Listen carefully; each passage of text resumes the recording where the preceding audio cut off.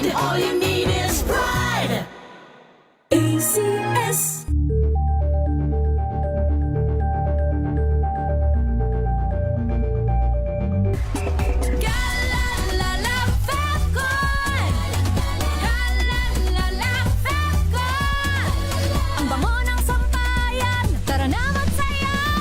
Fabcon, amoy nakaka-joyful.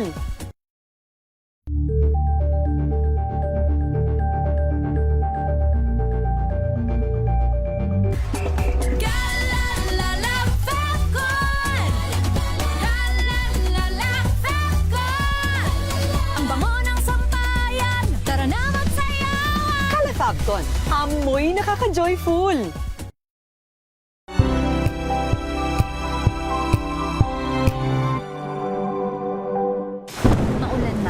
No worries na amoy kulog ang damit. Charm Fabcon, bangong kumaka-bloom. Tanggal amoy kulog sa bango ng charm. Kaya gamit ko, Charm Fabcon with Bloom Fresh Technology. Kills 99.9% of kulob-causing bacteria. May aroma burst pa of thousands of flowers and berries. Ang sampay sa loob, no amoy kulob. Bangong kumaka-bloom sa charm. Charm Fabcon. ACS.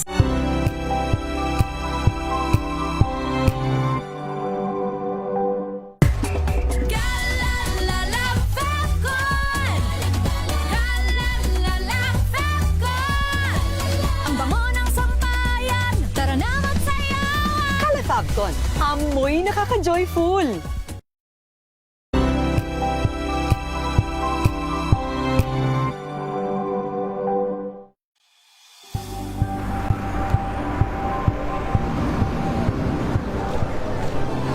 Ating mga eksperto. Dito lang sa Expert Opinion. Ito ang The Better News. TNVS, trending and isang kwento, iba't ibang anggulo. Dito sa Point. Bawat pananagutan ating tatalakayin dito sa Hoy. Bawal yan. Filipino, dito lang sa Research TV, Match Entertainment and Lifestyle. Ito ang MBC TV Network News. Una sa Pilipinas, una sa Pilipino. Sa loob ng 86 na taon, DZRH ang naging kaagapay ng mga Pilipino sa balita, sa serbisyo at sa bawat kwento. 86 na taon ng tiwala at sa mga darating pang taon, mas pinalakas at mas pinagtibay para sa Pilipino. DZRH, una sa Pilipinas, una sa Pilipino. Serbisyong tapat sa'yo, DZRH.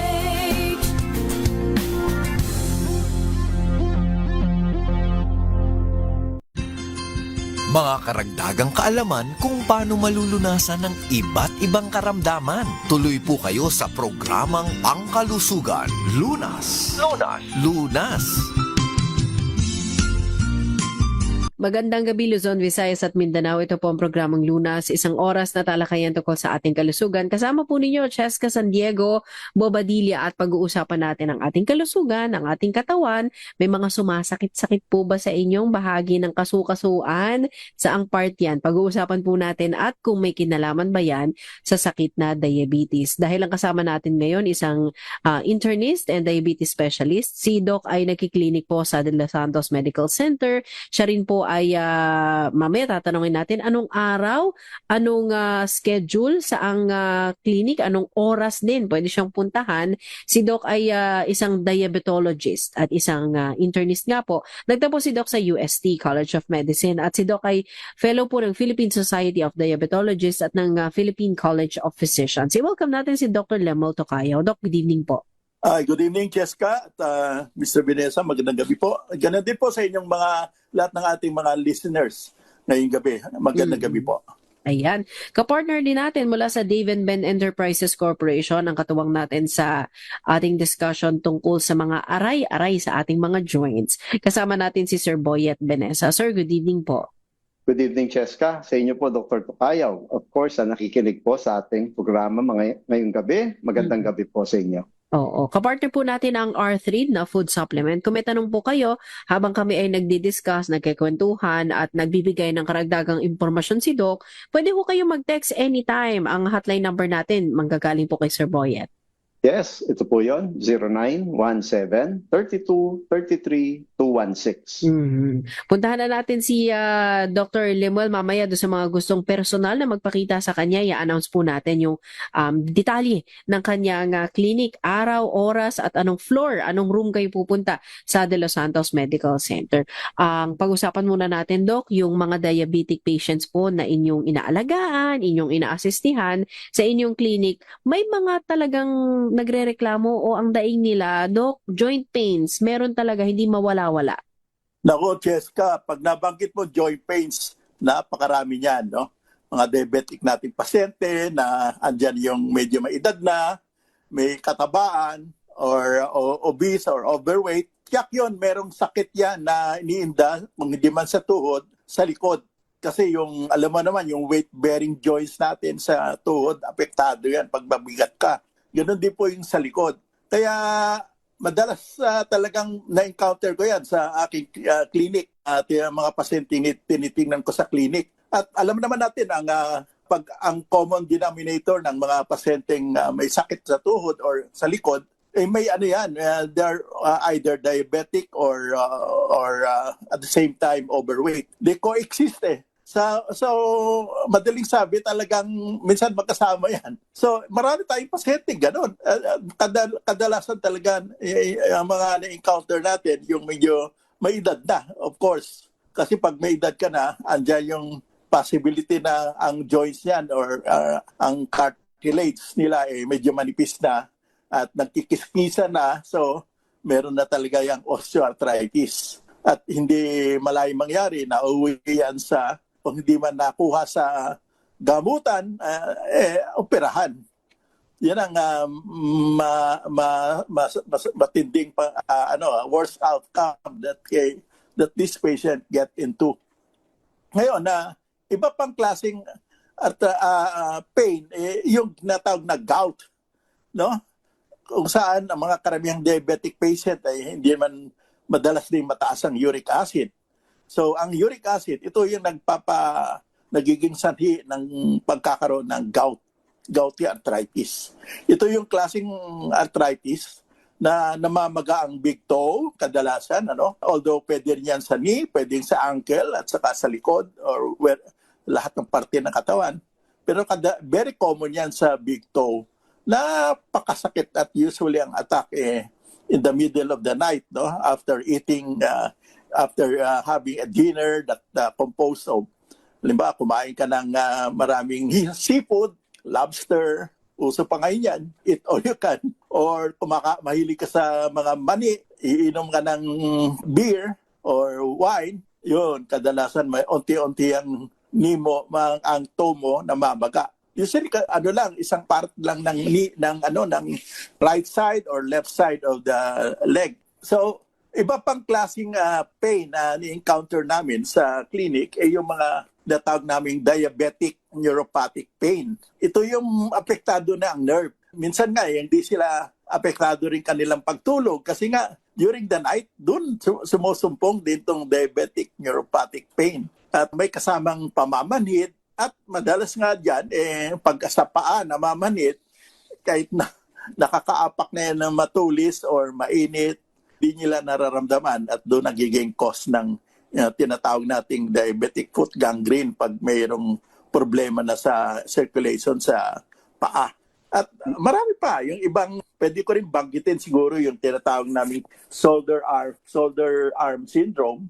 Ito yung mga madalas na encounter, yung pasyente diabetic and medyo may edad at o kaya middle age, hindi niya mataas ang kanyang kanang kamay or kaliwang kamay dahil sa masakit, stiff. Dahil stiff ang kanilang joint capsule. So, pag hindi mo ma-move going up, siguro hanggang kalahati lang ang maabot niya. Pero can be also initially acute or severe pain. Habang tumatagal, medyo nare-relieve ng mga pain reliever. Pero andun yung stiffness, hindi nawawala. Yan lang siguro ano ko muna. Yung binanggit mo, Doc, na itong arthritis common sa mga diabetiko. Kasi, Doc, di ba minention mo dati yung mga complications of diabetes. Yeah. So, ito bang arthritis, Doc, secondary to these complications? Or dahil talaga sa mataas lang yung blood sugar mo? Well, hindi ko masabing, yung diabetic neuropathy could be a complication, no? Pero yung mga osteoarthritis, ano yan it coexists with diabetes, no? Maaaring wala kang diabetes, pero pwede ka magkaroon ng osteoarthritis. Yung shoulder arm syndrome, pwedeng mayroon kang ganyang klaseng joint mobility problem, pero wala kang diabetes. Pero if you look at those patients na nakita mo sa clinic, kadalasan magkasama. They coexist with one another. So it's not really considered a complication, but it can coexist with diabetes. May dagdag ako, Doc. Halimbawa, may complication, nagka-arthritis. Mas mahirap paggamutin ng arthritis because meron siyang complication. Alright, mahirap kasi lalo na kung ito diabetic neuropathy, with complication, with pain, diabetic neuropathic pain. Mahirap kasi andun yung i-manage mo yung pain. Well, at the same time, i-ano mo rin yung neuropathy. I-address mo rin yung neuropathy. So, double-edged sword, ika nga eh. Yung naman, yung osteoarthritis, halimbawa, meron kang knee problem, i-handle yan ng mga kadalasan, nag-handle na yan kuminsan yung mga orthopedic or even rheumatologist, ini-inject nila ng mga steroids. So, in the process, while being treated for osteoarthritis, lalong tumataas ang kanilang blood sugar. So, kami naman nag-handle ng pag-control ng kanilang blood sugar. And we know very well ang steroid. Pag yan pumasok sa katawan o in-inject sila, more or less may effect yan sa pagtaas ng kanilang blood sugar. So it can worsen their diabetes. Dok, di ba sa panahon ngayon sinasabi na bumabata yung mga nagkakaroon ng diabetes? Usually, itong parehas na sakit na to, diabetes at saka yung joint problem or arthritis, nakikita lang natin dati sa mga mas umiidad na. So may mga naging pasyente ka na ba ngayon, Dok, na mas bata dahil sa diabetes at mas bata din siyang nagkakaroon ng joint pains? Yes, meron, Cheska, kasi alam naman natin pag diabetic ang patient, vulnerable din sila sa mga tinatawag nating autoimmune diseases, like rheumatoid arthritis, septic arthritis, or yung nabanggit ko kanina, yung gout. So, lifestyle ngayon, mga bata, mahilig sa pagkain. Hindi lang mga adult or elderly. Mga bata, mahilig sa pagkain yan. At kinakain nila yung mga hyperuricosuric food tulad ng mga seafood, lobster, oyster, mga nuts, beans, may mga buto-buto, atay, balon-balunan, at mga drinks like wine or even beer. So, and also, developing obesity or overweight. So, this patient easily have this problem of arthritis, gouty arthritis, and diabetes. Kahit na bata pa, Cheska. Ay, Doc, alam mo, yung meron akong kaibigan, diabetic, parehong shoulder, may problema. So, yun nga ba, Doc, ito ba'y dala ng diabetes talaga? Hindi dahil talagang nagkaroon lang siya ng frozen shoulder. Talagang may epekto to dala ng diabetes niya. Well, kadalasan nga, meron silang diabetes at the same time. Not necessarily na ang frozen shoulder nila is due to diabetes. It could be due to other causes, no? For example, yan masadong nagbubuhat ng mga mabibigat, mahilig sa mga pagkain, nagkokos ng increase ng gout, overweight sila, nagiging insulin resistant and diabetic at the same time. So, ganun ang nagiging natural course of. So, Dok, doon sa mga patient po ninyo na siguro matagal na silang nagpapa-check up or medyo advanced na rin yung kanilang edad, may mga maintenance medicine na yan, Doc, specifically for diabetes. Kahit ba mayroon kang maintenance medicine or sabihin natin controlled yung iyong blood sugar, meron pa rin talagang possibility na makaramdam ka ng joint pain. Yes. Kasi iba ang pathology nun no? Ang diabetes sa blood sugar. Yung joint pain sa joints yon, specifically yung mga cartilage, kung osteoarthritis. O kaya kung may mga injury sa mga back, shoulder as a cause of pain. And also, pero malaking bagay yung pagtaas ng or uncontrolled ng blood sugar kasi mas nagpo-promote or napapabilis ang damage sa joints, especially cartilage, and because of the impaired circulation, naapektuhan din yung flow of vital nutrients na kailangan ng itong mga structures na that resulted in arthritis or osteoarthritis. Di ba, Doc, isa sa mga complication ng diabetes yung sa kidney damage. So, pag meron ka ba nito, Doc, talaga bang tataas ang uric acid mo? Maganda tanong yan, Pag may diabetes ka at meron ng kidney complication, ang mga nagko-contribute sa pagkakaroon ng mga complications like increasing uric acid, madalas na-encounter mo yan kasi because the kidney cannot anymore eliminate this excessive production of uric acid.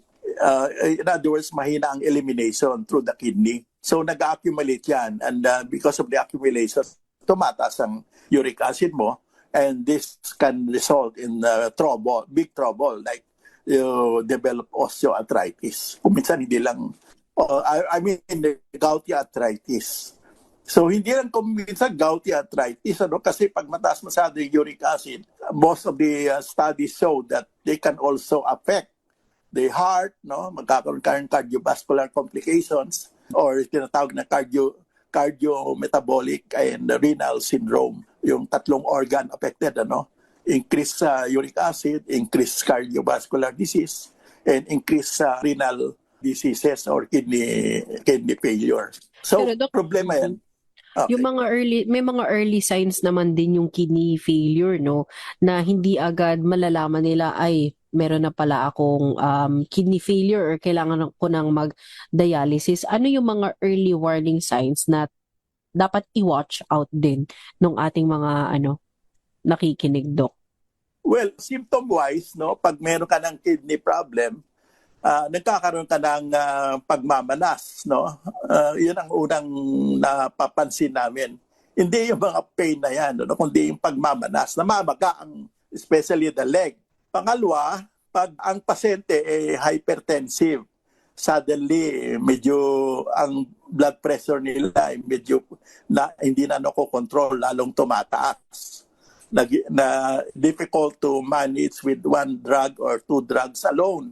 You have to give more drugs to control the blood pressure. Kasi may kinalaman yun sa physiology ng kidney, yung tinatawag namin renal angiotensin mechanism. So, kaya ang mga gamot yan, yung mga we try to block this angiotensin converting enzyme inhibitor as well as yung mga tinatawag namin mga gamot na losartan, mga ganon. And aside from that, yung pasyente nagkakaroon ng mga anemia, episodes of anemia, generalized body weakness. Pag examine mo yung urine, nagkakaroon sila ng excessive spillage of protein or proteinuria. Mga yan. Yan ang mga early signs na nagkakaroon sila ng developing kidney disease. Madalas nagkakaroon ng urinary tract infection. And if you check the blood, there's an elevation of creatinine and also the reduction of your computed glomerular filtration rate. So, ganyan ang nangyayari sa pasyente. And they go into stages 1 to 5. Usually, pag severe na yan, siyempre, yung stage 5. Pag mild lang, yung stage 1. So, ano yan, mayroon siyang tinatawag na process or stages that they go into. Hindi yan basta-basta overnight, palyado na kagad ang kidney. But although it's possible, kasi kung meron kang acute kidney disease, no, acute renal failure, which often happens in patients who acute septicemia, ganyan yung mga acute diseases that are admitted for this problem. Baka yung ating mga listeners ay meron na rin, Sir Boyet, na mga questions. Anytime pwede po kayo mag-text ng inyong katanungan, clarification, kung isa kayo dun sa mga ine-explain ni Doc or natatamaan kayo sa mga ine-explain ni Doc na parang ako yata yun ha. Ganito yung nararamdaman ko, lalo na kayo po ay tumataas ang blood sugar, nagkakaroon din kayo ng mga sintomas ng pagsakit ng joints katulad na binabanggit ni Dr. Lem Tocayo. Kung may mga tanong po kayo, siguro Sir Boyet, ulitin natin yung ating Facebook Messenger account din at saka yung ating cellphone number. Yes, ito po yon 0917-3233-216. 0917-3233-216. Babalikan po natin ang ating discussion dito po sa programang Lunas. Kapartner po natin ang Dave and Ben Enterprises Corporation. Sila po naghahatid sa atin ng food supplement na R3. At kung kayo ay umaaray-aray sa mga joints po ninyo at meron pa kayong kaakibat na pagtaas ng blood sugar level, yan ang ating pinag-uusapan sa ating episode. May second part pa tayo. Diyan lamang po kayo at kami po ay magbabalik.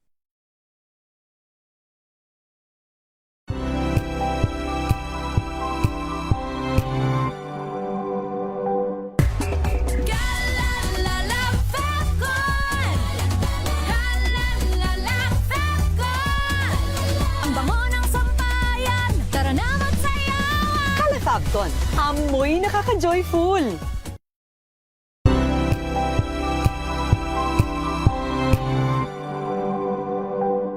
Ito ay bunsod ng naitalang 17 individual na ang kanilang naaresto. Ng Metro Manila Development Authority o MMDA ang No Contact Apprehension Policy o NCAP sa Metro Manila. Sa ang ilang mga dokumento ay peke. Hindi rin legal ang employment na ipinangako sa kanila. Sa mata ng batas, mananagot ang sangkot at may sala. Dahil sa bawat paglabag, may karampatang parusa. Alamin ang mga pananagutan sa likod ng mga bawal. Dito sa Hoy! Bawal Yan! Tuwing Sabado, alas 11:30 ng umaga. Dito lang sa DZRH TV.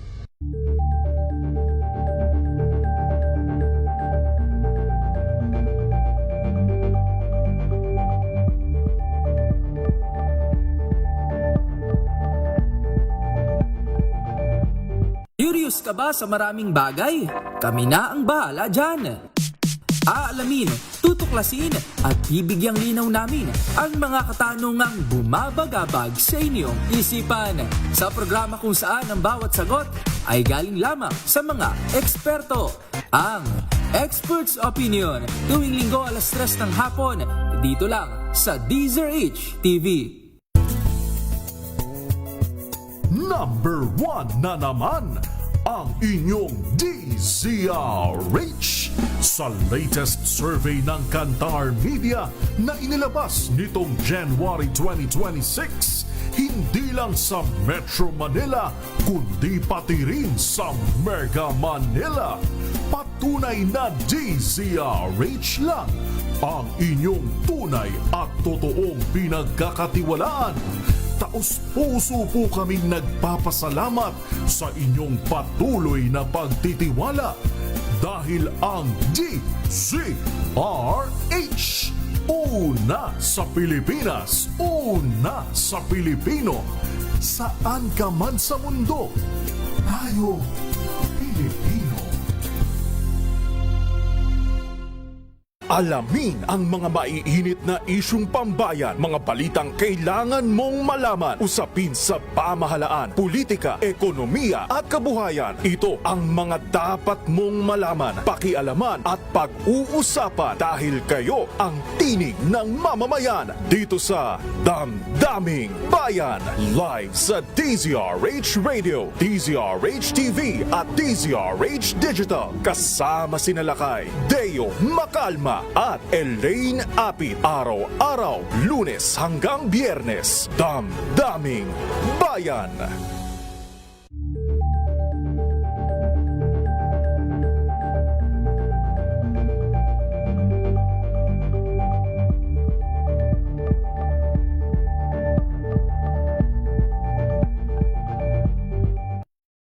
maagang balitaan, maagang usapan sa mga issue at balita. Kasama si Kuya Angelo Palmones sa Magandang Umaga Pilipinas. Mula Lunes hanggang Biyernes.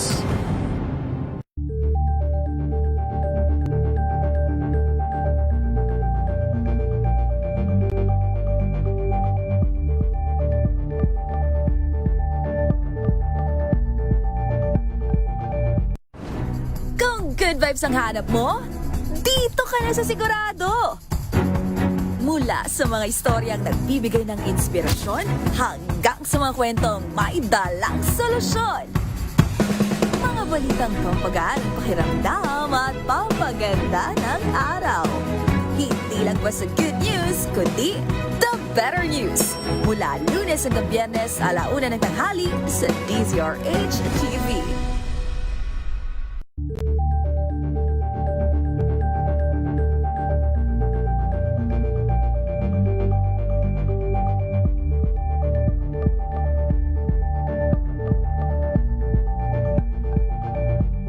Tambalang Anthony Taberna at Jerry Baha ang gigising sa inyong umaga dahil lalatay ang humahagupit na diskusyon at komentaryo Lunes hanggang Biyernes sa 2x2.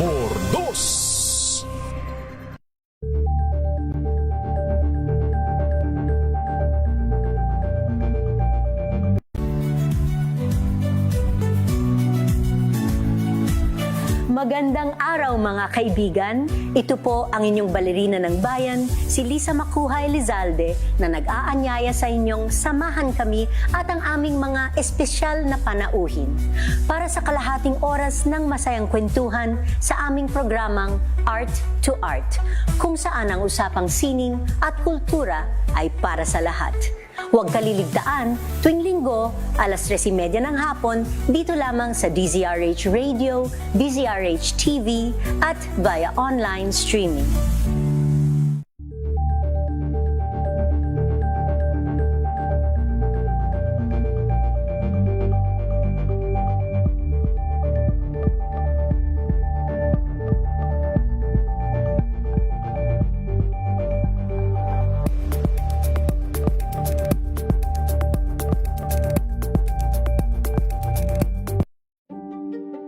Buklatin ang mga pahina. Pakinggan ang boses ng lipunan. Tunghayan ang mga issue mula sa ibang katayuan. Nakakalungkot kasi deserve ba namin ng ganito? Na hindi nila alam kung ano talaga yung kanilang mga karapatan. Yung gobyerno, tinulungan nila yung kanilang magsasaka. Pinapatahimik tayong lahat using various laws. Through education, kayang-kaya nating baguhin yung ganitong klaseng pag-iisip. Isang kwento, iba't ibang anggulo. Dito, sa Point of View.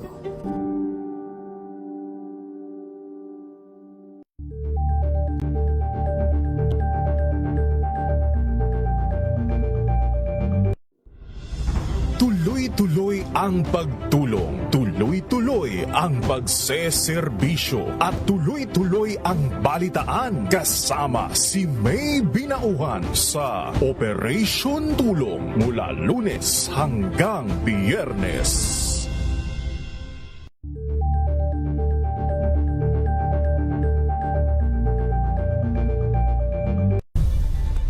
Nagsimula sa pangarap hanggang sa maabot ang tagumpay. Iba't ibang kwento, iba't ibang mukha ng atletang Pilipino.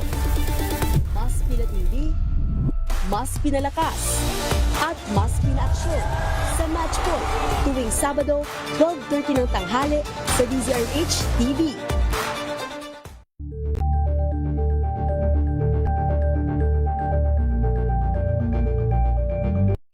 Mga balitang gigising sa inyong umaga. Mga balitang kailangan mong malaman. Mapapakinggan sa ACS Balita sa 2x2.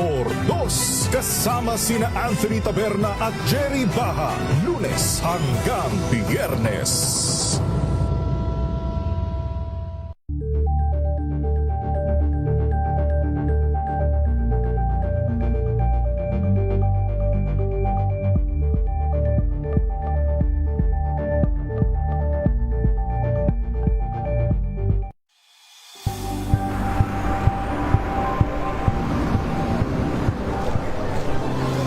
mga eksperto. Dito lang sa Expert Opinion. Ito ang The Better News. TNVS. Trending and Isang kwento, iba't ibang anggulo. Dito sa Point of View. Bawat pananagutan ating tatalakayin dito sa Hoy. Bawal yan. Pilipino, dito lang sa Research TV, Master Board Entertainment and Lifestyle. Ito ang MBC TV Network News. Una sa Pilipinas, una sa Pilipino. Number 1 na naman ang inyong DZRH sa latest survey ng Kantar Media na inilabas nitong January 2026. Hindi lang sa Metro Manila, kundi pati rin sa Mega Manila. Patunay na DZRH lang ang inyong tunay at totoong pinagkakatiwalaan.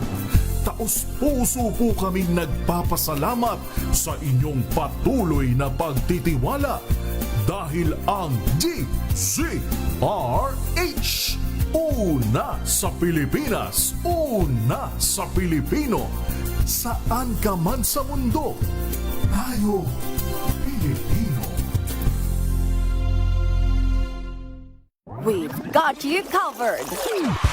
From the hottest hits, exclusive interviews, kilig to the bones fan meet experience, and hataw performances of your favorite stars. Saturdays, 12 noon, dito lang sa DZRH TV.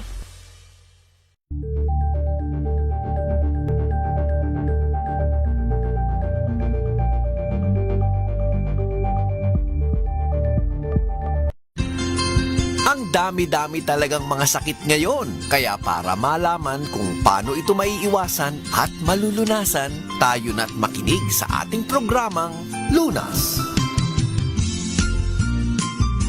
Balik tayo sa ating talakayan sa programang Lunas. Kasama nyo pa rin po Cheska San Diego, Bobadilla at syempre ang kapartner natin ay ang R3 Food Supplement. Hatid sa atin ang Dave & Ben Enterprises Corporation. Syempre kasama natin si Sir Boyet Benesa mula sa R3 at ang ating medical doctor ay si Dr. Lemuel Tocayaw. Isa-isahin na natin itong mga questions na pumapasok sa atin, sir. Pero bago yan, ulitin natin yung hotline number pati yung Facebook page para sa mga gusto mag-chat. Yes po, 0917-32-33-216. Hanapin din po nyo kami sa Facebook po. Search nyo lang po yung R3, ARTHRID. Opo. Ito Sir Boyet, may mga nagtatanong na rito. Taga-Tarlac si Ma'am Tina. Ang sabi niya may hypertension daw siya, meron din siyang diabetes. Yan daw kaya ang dahilan ng pagkakaroon ng rayuma. Kasi sa atin, ano yun Sir Boyet, no? Arthritis, rayuma, gout, lahat rayuma. Ang tawag natin. So siguro, pakinggan natin kay Doc. Yes, tama sinabi mo, Cheska, no? Pag rayuma, marami klaseng rayuma, no?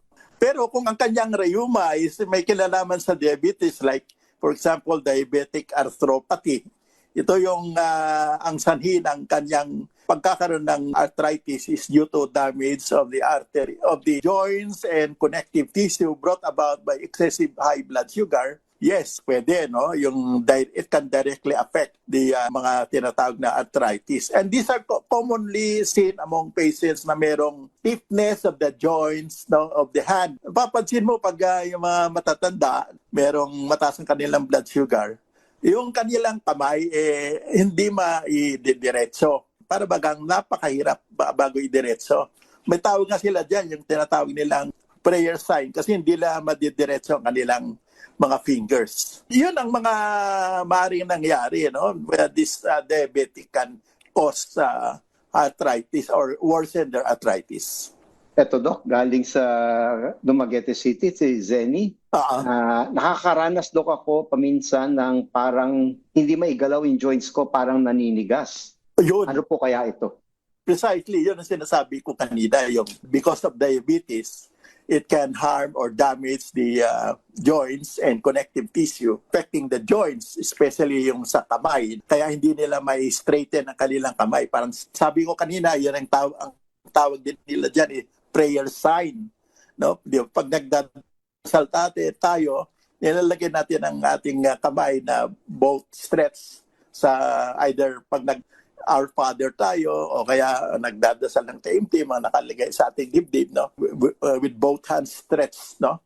Pero pag may arthritis ka, paano mo stretch kung stiff ang mga joints? So, pwedeng diabetic stiffness, no, of the joints. Tawag nila diyan is diabetic hand syndrome or diabetic arthropathy. Pwede rin. Sige po. Ito po may question naman dito, Doc. Sabi niya, masakit ang joints. Sabi niya, may diabetes din. Ito ba ay complication? Or ano ba ang nauna, Doc? Nagkaroon siya ng joint problem. It leads to joint pain? Or may diabetes siya kaya din siya nagkaroon ng joint pain? Or totally different yan, Doc?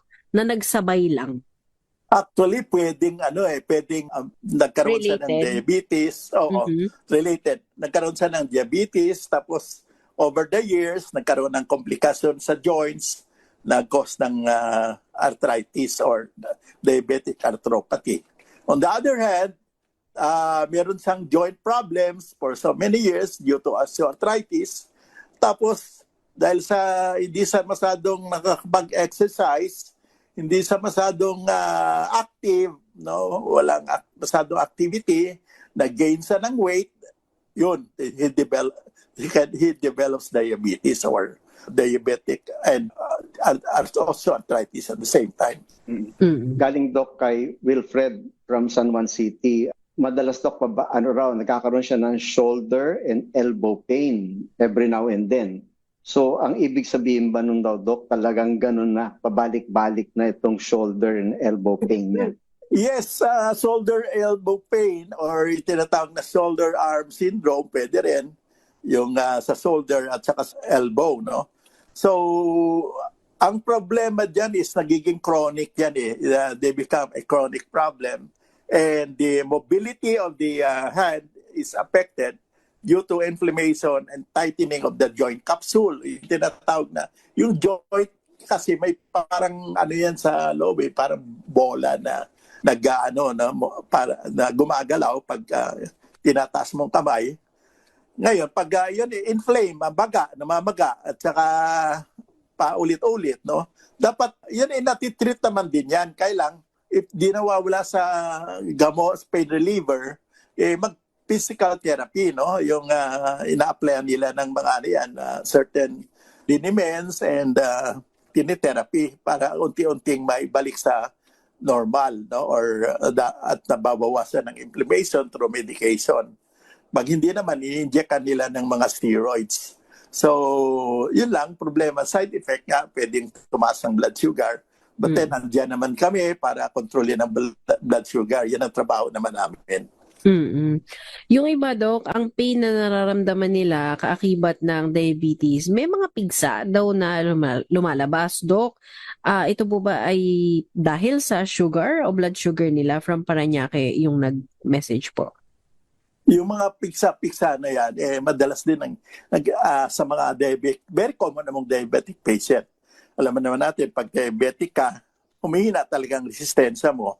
On top of that, pag diabetic ka, lalo na yung mga poorly controlled ang kanilang blood sugar, mahina rin talagang circulation yan. Apektado yung nerve, no? At arterial and circulation. So, they tend to develop complications such as cellulitis or yung pigsa or sugat, more common in the lower extremities. Hindi gaano sa upper extremities kasi ang upper extremities natin, highly vascular yan.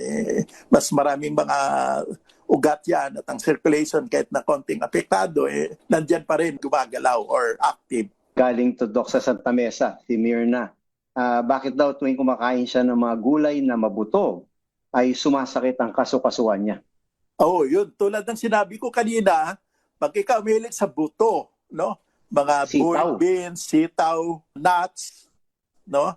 Mga beans, pwede tumaas ang uric acid. At ang sabi ko nga, pag nataas ang uric acid mo, prone ka sa gouty arthritis. Napakasakit na komplikasyon niya ng gout. Mo talaga na parang na magang maga at halos hindi mo pa papahawakan. Hawakan lang napakasakit. Oo, actually nakaranas ako ng mga ganyang klaseng during my younger years, Pero because natuto tayo, hindi na masyado.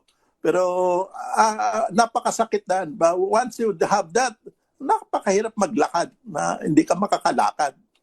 Oo, at ang matake nang sa 10 oras ng gabi. Oo, na sarado na yung mga clinic, wala na yung mga doktor. Or kuminsan, buti nga ngayon, meron na tayong 24-hour drugstore na bukas. Ito, ang nananakit naman daw sa kanya, mga daliri sa kamay, lalo na kapag marami ang ginawa, Doc, arthritis na bang tawag dito? Tanong ni Early ng San Jose del Monte sa Bulacan. Yun, pwedeng arthritis yan, pwedeng gout, rheumatoid arthritis, which is more of immune origin, immune reaction or related causes. Overactive ang yung immune system na nagkokos ng mga ganyang klaseng problema, pagkakaroon ng inflammation. So, kailangan alamin, ipatingin mo sa doktor kung di yan gumagaling, kusa, Pag gumagaling, okay lang yan. Inuman ng konting pain reliever, wag lang kainom ng mga NSAID, Ito mga propen na yan, ng matagalan. Pwede ka uminom mga 2 to 3 days. Otherwise, baka mahagip mo yung side effect niyan at mahirapan ka. Maapektuhan ng kidney, yung bituka, magkaroon ng ulcer.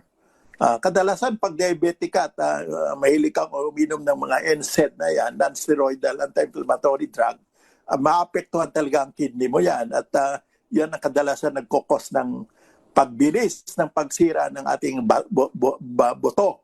Hindi yung yung mga kung ano-anong iniinom talaga, apektado yan. Pero ang yan is ang common denominator yan is diabetic ka or hypertensive ka. Yun ang nagkokos ng kidney damage. Ito, Doc, may magandang katanungan dito, Doc. Arthritis ba raw yung sumasakit ang bulsa dahil sa mahal ng gasolina? Lahat tayo may arthritis na, Sir Boyet. Lahat. Masakit ang bulsa, Doc.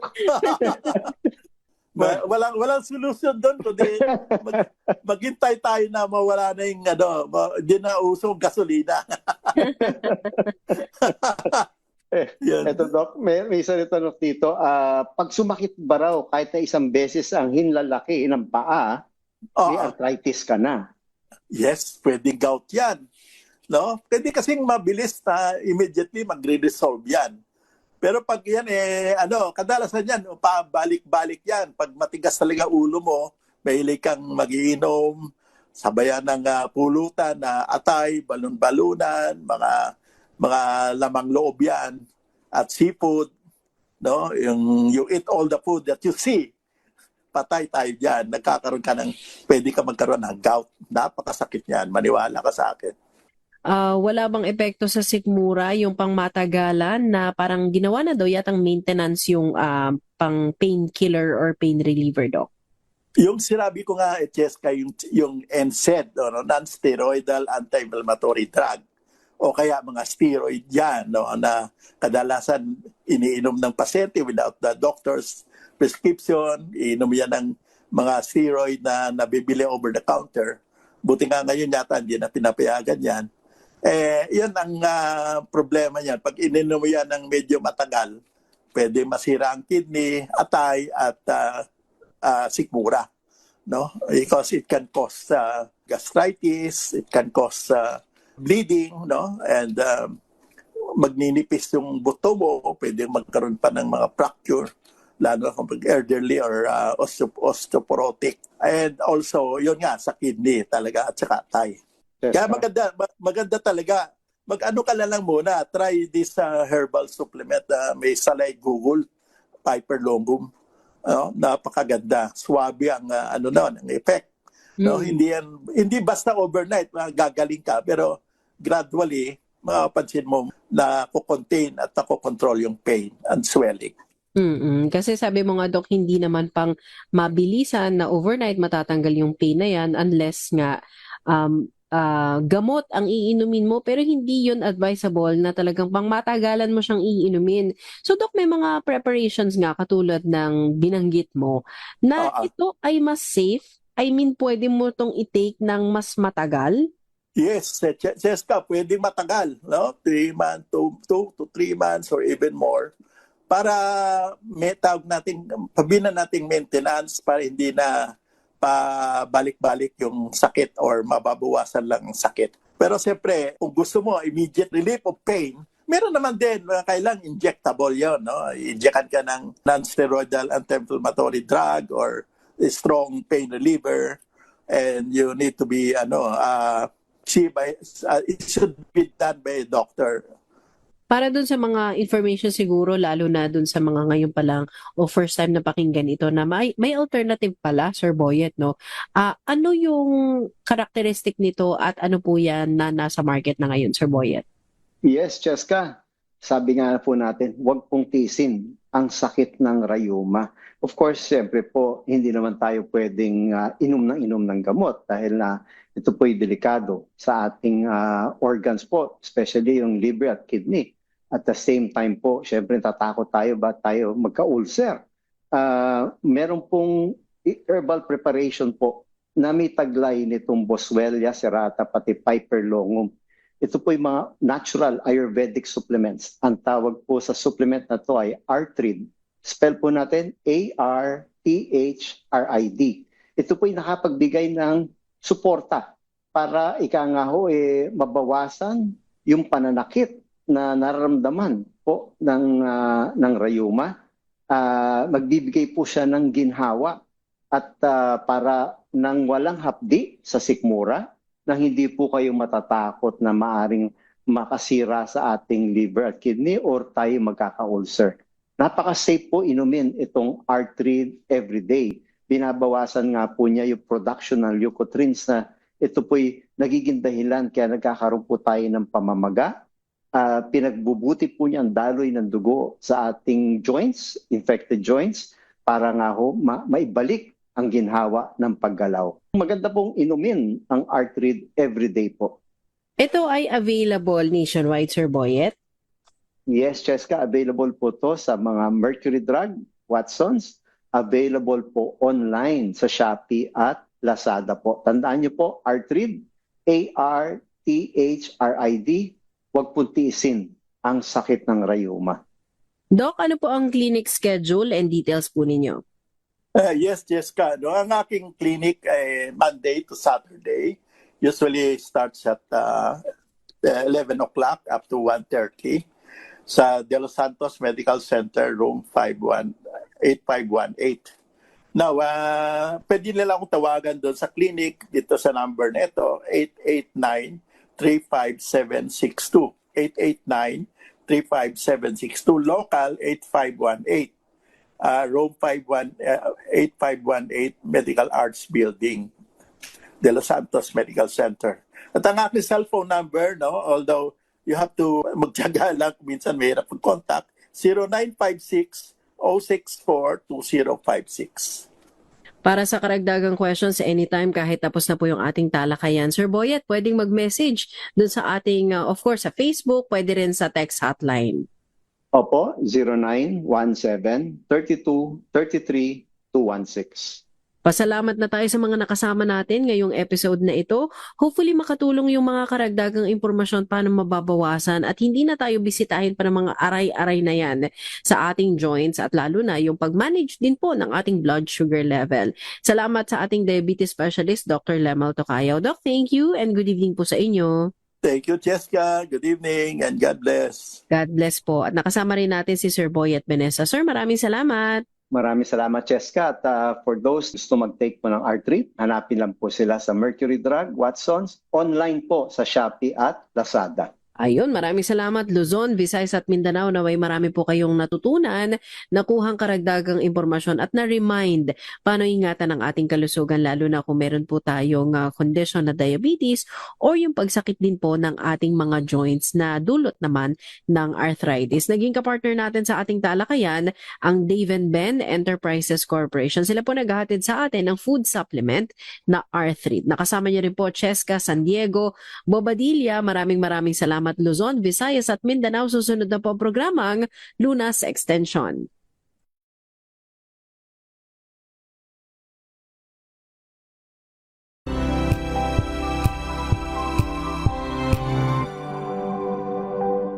Hello, Washi! Laundry day na naman! Yay! Anong meron? Mancha ng chocolate, putik, may libag pa! Kaya natin yan!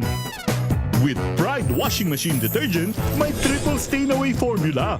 Tanggal ang makapit, madikit, at malupit na dumit mancha. Kaya easy-easy ang labada. Mula noon hanggang ngayon! All you need is pride! All you need is pride!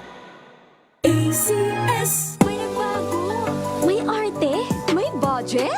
Akala nyo lang yon. So solid! White Rose Papaya, wow! White Rose! White Rose Papaya, wow! White Rose! White Rose Papaya! May glow up with White Rose Papaya! White Rose Papaya. May puti power times 2 kasi may papaya at niacinamide. May shea butter and tea tree oil pa. Kutis sulit ang glow up. Glow up with White Rose Papaya! White Rose Papaya. Kutis sulit ang glow up. ACS. Wow, ang saya.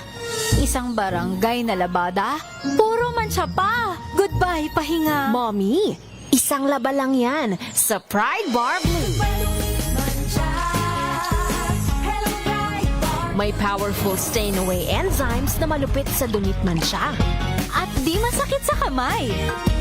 Isang laba lang yan! Hello, pahinga. Hello, Pride Bar Blue! ACS.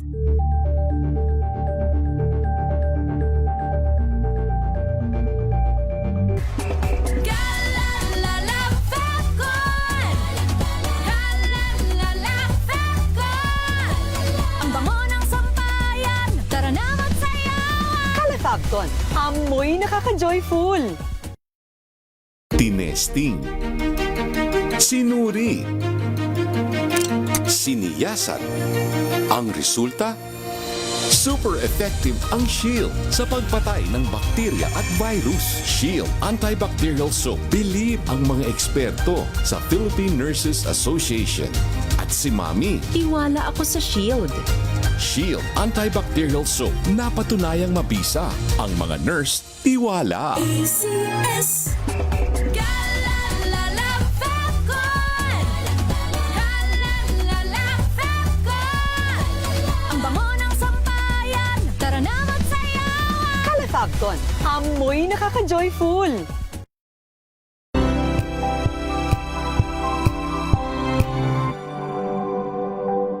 Alamin ang mga maiinit na isyung pambayan, mga balitang kailangan mong malaman, usapin sa pamahalaan, politika, ekonomiya at kabuhayan. Ito ang mga dapat mong malaman, pakialaman at pag-uusapan dahil kayo ang tinig ng mamamayan dito sa Damdaming